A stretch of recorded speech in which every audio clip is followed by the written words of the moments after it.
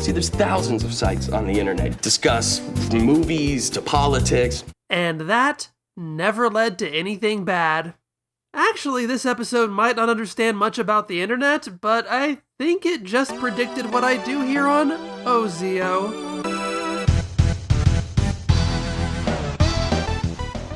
How about that? It's been a little while since we've seen each other, at least for this series.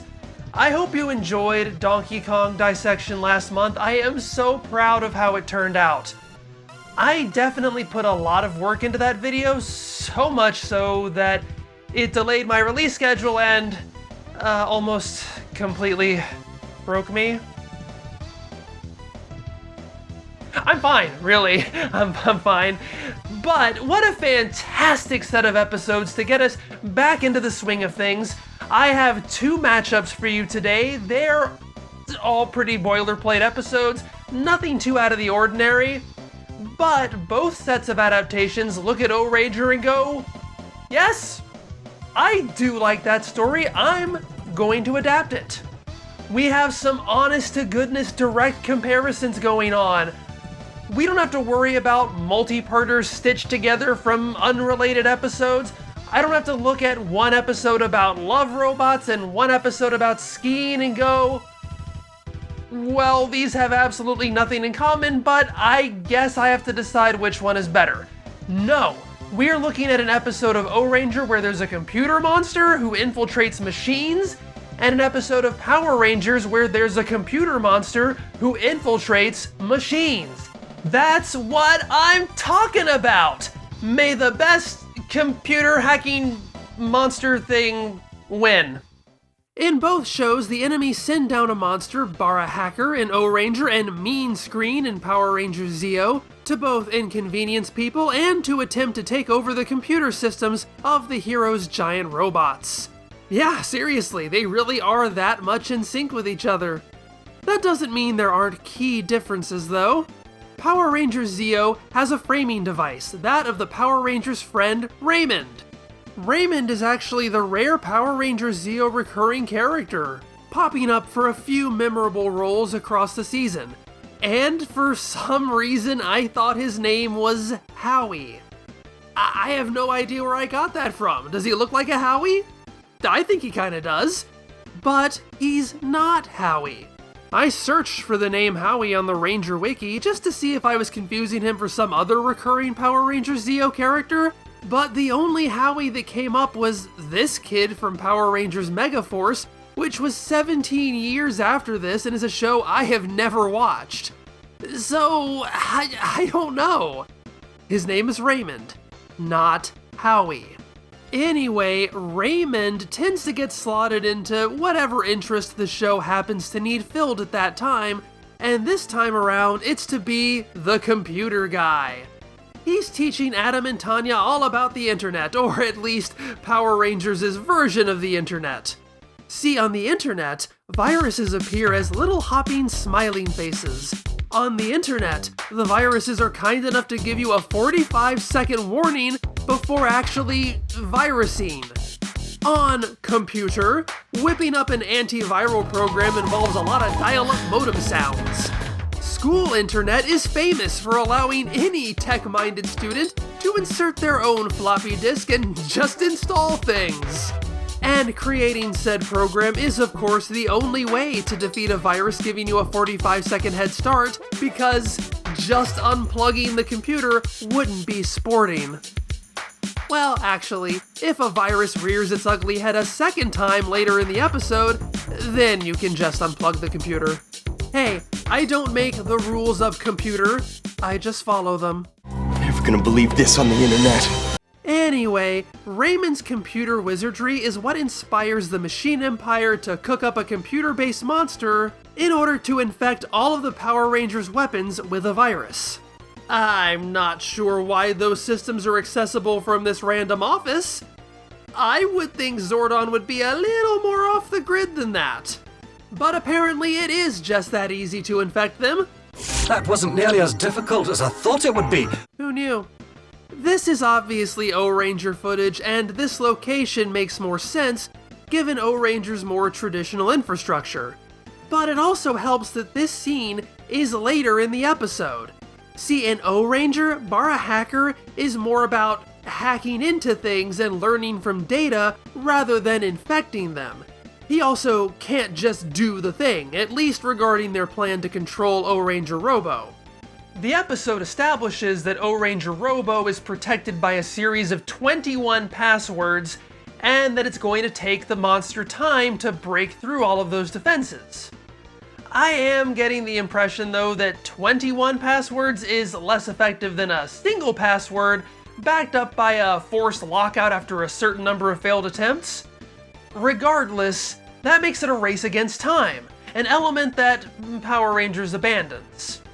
That's why Bara Hacker starts screwing with all the city's technology. It's not just to cause a ruckus like it is in Power Rangers, it's there to distract the Ohrangers from him penetrating their systems. Still though, I am impressed that Power Rangers recreates this montage, right down to the ATM spitting out money.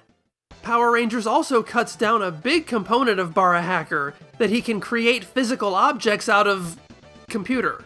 It's still there a little bit, but in Ohranger, that primarily results in him menacing the heroes with a chainsaw, something I guess Power Rangers thought was too violent. In fact, there's a lot of toned-down violence in this episode, including Bakashund decapitating Acha at the very beginning. Power Rangers misses out on all the fun. Now, the main goal of this episode of Ohranger is to introduce a new toy. A big tire the leader can get into and run people over with, why not? In Ohranger, it's called the Giant Roller. In Power Rangers Zeo, it's the Defender Wheel. The only problem is that due to Power Rangers adapting out of order, this is not the Defender Wheel's first episode. Actually, while it's a bit later in the series, it actually showed up last time in Ozeo in There's No Business Like Snow Business. I just didn't mention it because I already had enough to talk about there, but that difference necessitates changing the ending. Bara Hacker, through his hacking, naturally, has absorbed all the information about the Ohrangers and their weapons. The Giant Roller, though, is brand new, therefore he can't figure it out. Simple, but it makes its own brand of sense. That doesn't apply to Power Rangers though, so instead, the Defender Wheel works because it's apparently not computer-based. Yeah, I guess all those switches Tommy is fiddling with activate a colony of hamsters that live inside the giant wheel. Okay, to be fair, Zordon says they've come up with a way to make the Defender Wheel immune to the virus. Somehow? But immediately prior to that, he says that all of their computer-based weapons are infected, so that certainly sounds like Defender Wheel somehow isn't included in that designation. Unlike in Power Rangers where the Zords become totally infected, the Ohranger's big ol' wheel manages to stop Bara Hacker before he ever gets his hands on Ohranger Robo. In fact, Power Rangers has to cut around the fact that the Giant Roller actually launches from the Sky Phoenix mecha. And that actually brings me to a problem with Ohranger. See, after setting up that the Ohrangers have a new toy that is the only toy the Monster of the Week can't block, having them use that new toy to defeat the monster seems like the logical conclusion to the story, right? No. We still have to break out the giant robots, watch the giant robots combine, and then have that fight the monster, even though this adds nothing to the story. It's padding. This might be the first time Ohranger has done it, but I remember it happening often enough that I really began to resent whenever the robots showed up. And I already know you're going, oh, you just hate the action. No, because Power Rangers actually fixes this. It might be less satisfying for the villains to not have to work to get the Zords, but since they actually get them, that creates a new problem the Power Rangers have to solve. And it's solved by Adam remembering his old buddy Raymond. Adam appears to him as a Power Ranger and asks for another round of antiviral software for the house, which is apparently so momentous an appearance it earns the coveted Zeo Choir. Whoa. Because of that setup and payoff and Adam's quick thinking, the Power Rangers regain control of their Zords.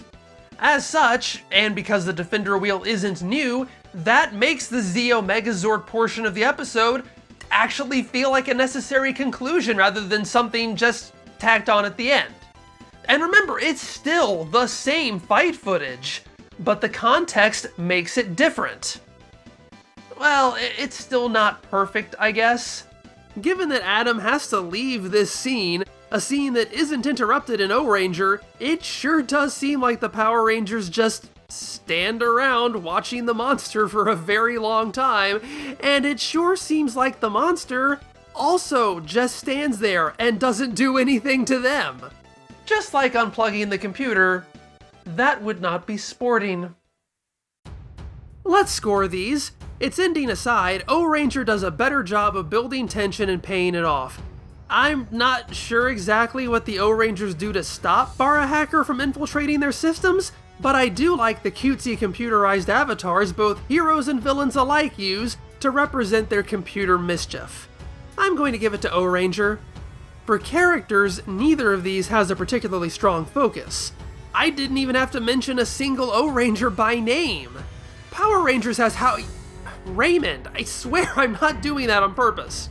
That at least is a character, even if he's never really going to be all about computer ever again.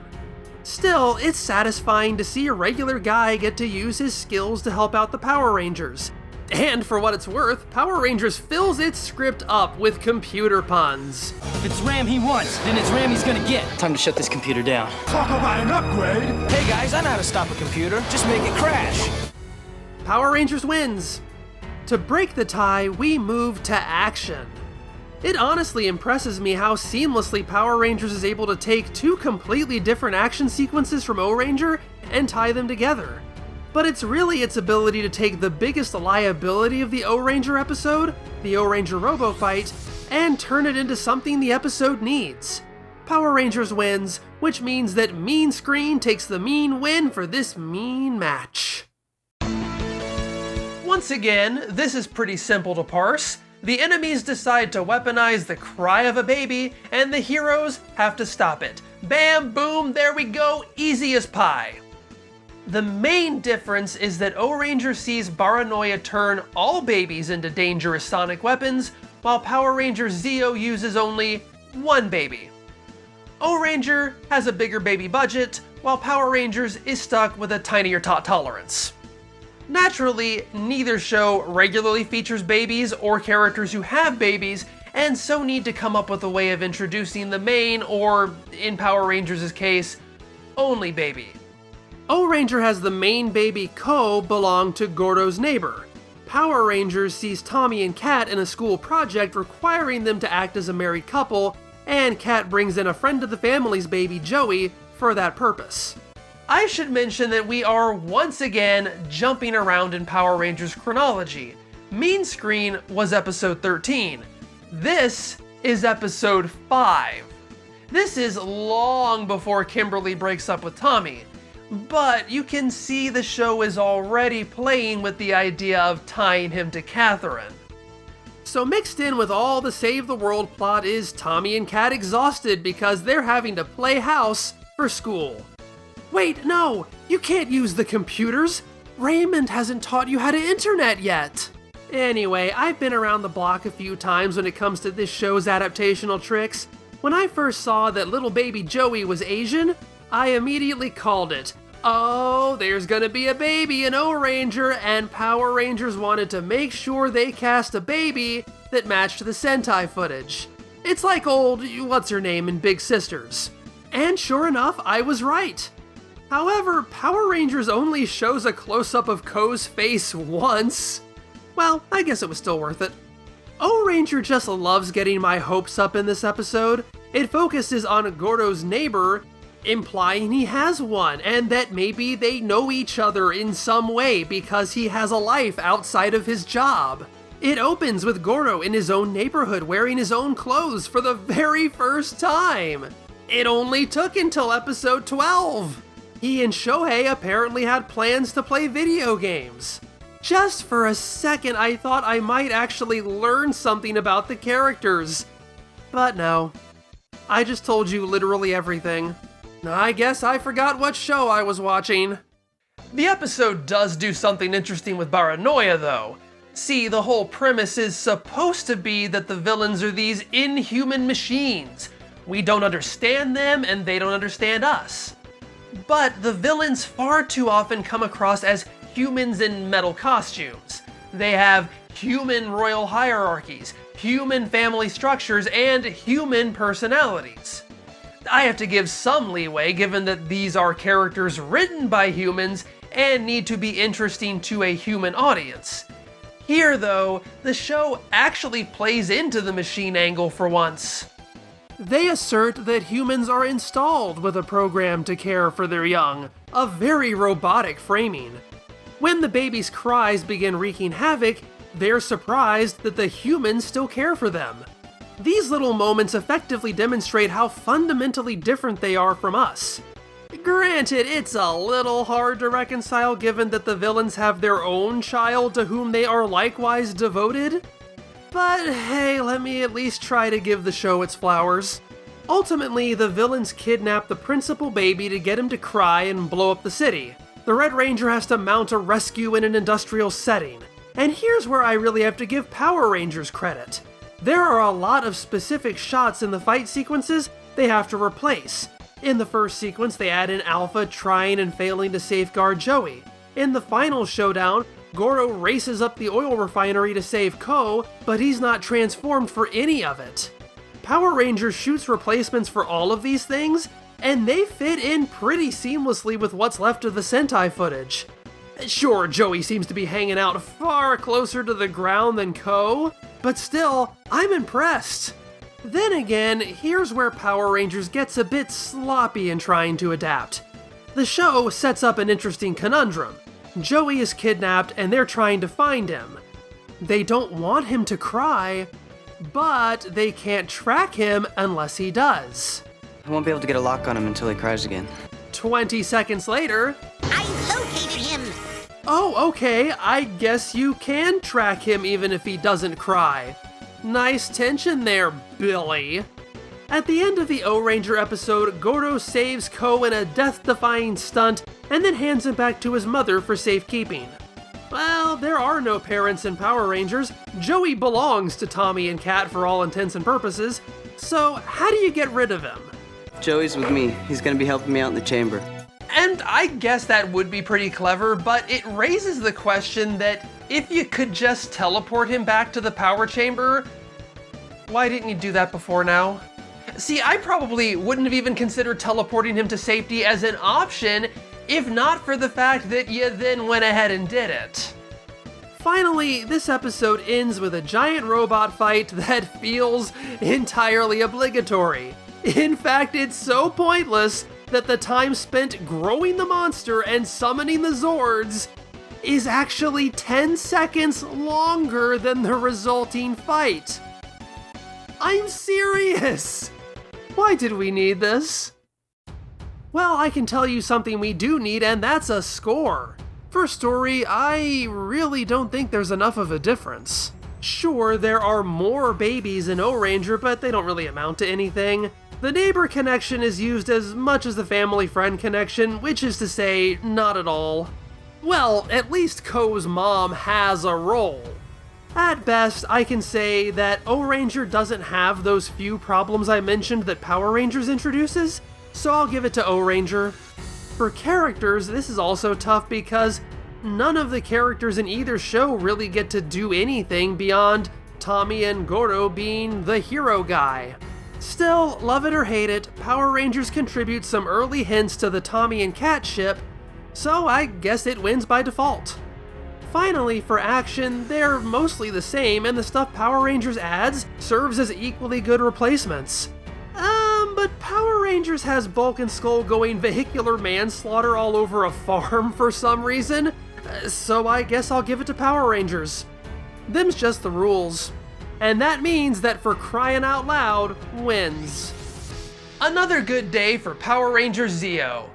I think last time some of you told me that Power Rangers had already broken its Mighty Morphin Zyurangers record for consecutive wins, so I guess that means the streak is even greater now. I haven't kept up with it, so I appreciate that you are. Speaking of the things you have told me, last time I asked about evidence that the Ulm Shinrikyo attacks of 1995 caused the story of Ohranger to get tossed in the garbage, or at least caused the tone of the show to shift to more lighthearted fare. A lot of you chimed in. Commenter Eliza translated a segment from Super Sentai Official 20th Anniversary Mook. That's a magazine-style book. Super Sentai Official 20th Anniversary Mook, 1995, Choriki Sentai Ohranger. The quote is from producer Suzuki Takayuki and says, Ohranger went into production, but unfortunately in January of 1995, there was the Hanshin earthquake, and then in March, there was the sarin gas attack. Considering the societal situation, it became challenging to maintain such an intense setting, and it became impossible not to adjust the direction slightly. What exactly that entails, I'm still not sure, as the rest of the quote is only really interested in talking about the record-breaking number of robots they made that year. So, yeah, clearly they were aware of the national mood and wrote to it accordingly, but whether that had any substantial effect on the story or characters is still rather hard to say based solely on that. Like I said, even if the tone got a little lighter, that to me is when Ohranger actually started to develop the slightest bit of humanity and charm. Still though, I want you to have the facts so you can draw your own conclusions. I hadn't even considered the potential effects of the earlier Hanshin earthquake. Thank you so much, Eliza, for sharing that with me. And thank you to everybody for watching. I hope you enjoyed this one. Be sure to check out Donkey Kong Dissection if you haven't already, and I'll see you next time.